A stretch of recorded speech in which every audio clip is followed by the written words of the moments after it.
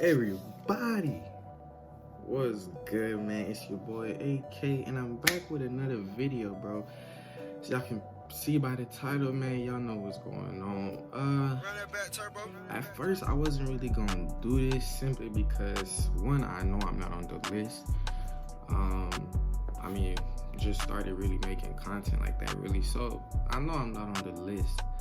But then I started seeing like some of my favorite YouTubers start reacting to it, and like, yeah, some of them were on the list and then some of them weren't. And then it was like, if they were on the list, the people above them weren't better than them. So it's kind of like, first off, when we say basketball YouTubers, I feel like if you play 2K, or yeah, let's keep it like that. If you're a gamer, you're automatically excluded. If you don't make actual like hooping content, one, I don't think you should be considered in this list. Let's just get that out the way right now. Now, when we also talking about basketball, it's like I don't think 1v1 defines somebody being better than somebody else. I mean, I know I'm gonna get bashed for that, but I really don't think that's the case, bro. Like, like I said, Trey is giving a good example. He took Bone Collector, bro. Ain't nobody sticking Bone Collector 1v1, bro. Like, I'm so serious. But bet you if you put Bone in a 5v5 situation, bro, where there's help defense and there's other factors, bro, bet you Bone is not gonna be doing the same thing that he's doing when y'all playing 1v1. And that's just facts. Like, he's still gonna get buckets, yeah, for sure, yeah. But it's not the same. It's not the same. So that's another thing. I don't think 1v1 is defined if somebody's better than somebody else. Two, then we have people like I said, we have people like Bone, we have people like T-Jazz, Professor. You can throw the Professor in there too. Or it's like, we know they could hoop, but because the content they're making, it's like, are they really hoopers though? Like, y'all get what I'm saying? There's people out there, you know, by what they do, they're not really technically a basketball YouTuber. You feel me? If that makes sense. But yeah, I already know this video is about to be long as hell. I'm at the studios, y'all can see. About to react to the most accurate one. And that's another thing, bro. The dude who's making this video, who are you? Cause this isn't the first time this list has come out. There was one, I want to say, maybe 5 years ago. There was one a while back. And so much has changed in that 5 years. But I'm gonna stop talking. I'm gonna just watch it, and yeah, I'm gonna talk as I go. Basketball player on YouTube. Today we'll be talking about and going in depth on the basketball community's grades, stats, and overall ratings. There's always been and is going to be talk about who's the best player on the court. While everyone's list is different, I think mine's the most accurate, and you'll see why. I'm going to be analyzing everyone's strengths, weaknesses, and scale them in a top 10 list. Starting off the list at number 10, we have Kenny Chou. Now, Kenny is an offensive threat on the court, but his defense at times can be lackluster.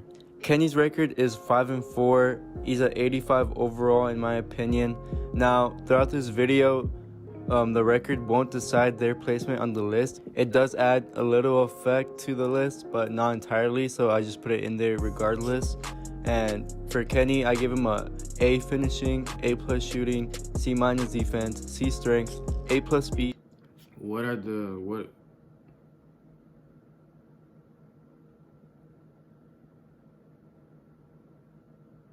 Why is the 2K what? Kemba Walker? What?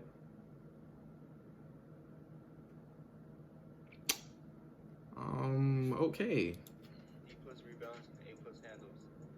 Now, Kenny's quick, He's a shooter, but his defense isn't great. So his NBA resemblance is Kemba Walker, as they do play similar play styles. Noticeable badges I gave to Kenny is Hall of Fame quick first step, because he's quick out of that first step when he's in a triple threat position. He has Hall of Fame range extender. We all know he can shoot from beyond the arc and anywhere in the three, so he's deadly. You cannot leave him open. You gotta put a hand in his face at all times. And I give him gold slithery finisher because Kenny could take contact, but he's evasive at the rim, so he's really smooth with going up with the layups, so he's dangerous at that part too. Overall, Kenny's a solid player. I think anyone would want him on their team, but this is a 1v1 list.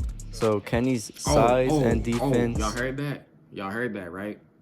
Y'all heard that, right? He just said this is a 1v1 list. But I swear at the beginning of the video, he said that record is not going to play a part.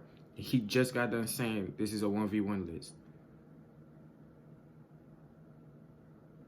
At this point, should I even keep watching?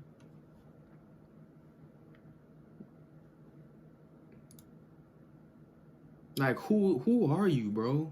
Polo 5? Like, bro, who are you, bro? Like, for real. I don't think you can, on a platform such as YouTube, with a subject so, a sensitive topic, bro, with a platform like YouTube, I don't think you can just come out here, give your opinion, give your list or whatever, who you think is the best, if you don't know anything about the game. If you don't know anything about the game of ball, bro.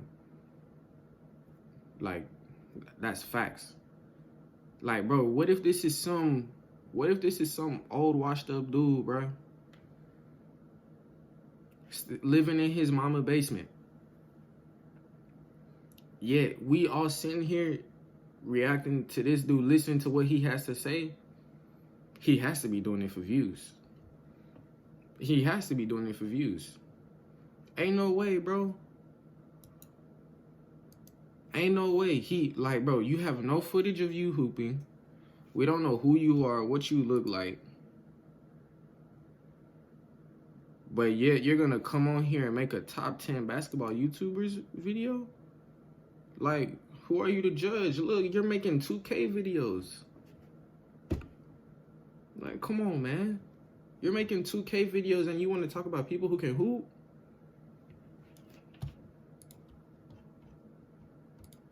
It is a major problem to him, but overall, Kenny's a great player. Let's get on with the list. At number 9, we got Jester the Laser. Jester's a 6'3", 200-pound machine that has underrated dribbles in my opinion and can shoot anywhere in the court. That itself makes him a menace against anyone who's playing him. Jester's record is 35-12, which is pretty impressive. He's an 86 overall, A finishing, A- shooting, B- defense, C+ strength, C+ speed, A rebounds, and B+ handles. Jester's best attributes are his shooting and his finishing. While Jester could dunk, he needs to be energized and be playing against someone shorter than him typically. His weakness is his speed and defense. While Jester saves his stamina, that does cause him to be lazy on defense and gives the other opponent points on the court. He plays a lot like Luka Doncic in my opinion. He kind of has the same physique. They both have the step back in their arsenal. They both can shoot. They both can get at the rim. And they're both pretty good passers. Badges I gave to Jester is Hall of Fame corner specialist. We know Jester loves his corners. Jester's corner is his favorite shot, and he doesn't miss a lot of those. I gave him Hall of Fame green machine. When Jester gets it going, he can't miss, so he's a really streaky player in that sense. And I gave him Dimer because he can pass, but while making this video, I realized I forgot that Jester loves his fades, so for that I'm giving him Hall of Fame fades, because Jester loves his fade game. His hot spots are in the paint, corner, and top of the key. We have the one and only Rice Gum at number 8. Rice is relatively new in the community. While that may be true, Rice Gum could ball. He's currently undefeated, beating Flight, Jester, and Kash Nasty. Rice Gum is 3-0 with an 87 overall. He has an A finishing, A+ shooting, D defense, D- strength, B+ speed, C- rebounds, and B+ handles. Trey Young. Rice's best attributes are his shooting and his finishing. While his handles are pretty good, his strength and defense are almost non-existent. Rice isn't the biggest, but he is smart on the court. While playing Kash, he uses mind to his advantage drawing fouls, fouling Kash when he's under the rim, taking every opportunity to shoot while he could. Rascom could shoot off the dribble and with any hand in his face. He is a good dribbler too, so that's why I compared him to Trae Young, while he can shoot anywhere in the court and dribble around anyone he wants. Rice has Hall of Fame range extender, Hall of Fame ice in his veins, and a Hall of Fame hot start. If Rice gets off to a hot start, he'll stay that way until he misses. And we all know he's got the ice in his veins to kill any match he wants. Although he is undefeated, it is a small margin of games that we have to account for. And for that, we got Rascom at number 8. Ty the Guy is who we have at the number 7 spot. Ty has been in the community for a while and is a tough opponent to play against. Ty has an impressive 18-5 record and is an 88 overall. He has an A+ finishing, A shooting, A- defense, B strength, B- speed, A- rebounds, and B- handles. Ty is athletic, he could finish, he could shoot, and he has great defense. I'm not even gonna The only problem is he gets lazy sometimes on defense while he underestimates his opponents, but when he's trying, he's locked down. So for that, I gave him the Siakam resemblance since he can shoot and he plays defense. Think of him as a two-way player. Ty's go-to move is this side step back he has, which I don't know how it works, but he always goes for it, and he could take those contested shots. Ty has Hall of Fame post spin since he loves doing post spins. Hall of Fame difficult shots. He hits tough shots, and Hall of Fame deep range deadeye. Even when he's fully contested, Ty can shoot over those with the confidence that he has, and most likely knock down his shot. So we got Ty at number 8. While Ty is kind of low on the list, he's one of the best on the court, and he's a threat on both ends. Coming up at number 7, we got Kash Nasty. I decided to put Kash at number 6 since he relies on his body over his skill. While it is fair to say that it does work for him, being that his record is pretty impressive, Kash has an impressive 24-5 record. I got Kash at an 89 overall with A- finishing, a C shooting, A+ defense, A+ strength, B speed, A- rebounds, and B- handles. Kash's worst attribute by far are his shooting and handles. Kash does get streaky at times, but it's not very reliable. Kash is a hybrid NBA resemblance with Pat Bev on the defense side and Westbrook on the offensive side. While he's not as explosive as Westbrook, he has similar shooting tendencies as he does. His favorite spots on the court are at the free throw line, top of the key is mostly where he makes his threes, and the left side of the rim where he goes for his left-handed layups. Kash has Hall of Fame clamps, Hall of Fame hot zone hunter. I put hot zone hunter just for the reason that Kash is most efficient at the top of the key and his other hot zones. And he has Hall of Fame relentless finisher since he could take contact when going into the rim. Kash is also a very efficient scorer and as well as one of the best, if not the best, lockdown on YouTube. He prides himself on his hustle, and although he's not the most gifted player, he'll always give you 110% and lay it all out on the court to win. And that's why Kash is number 6 on my list.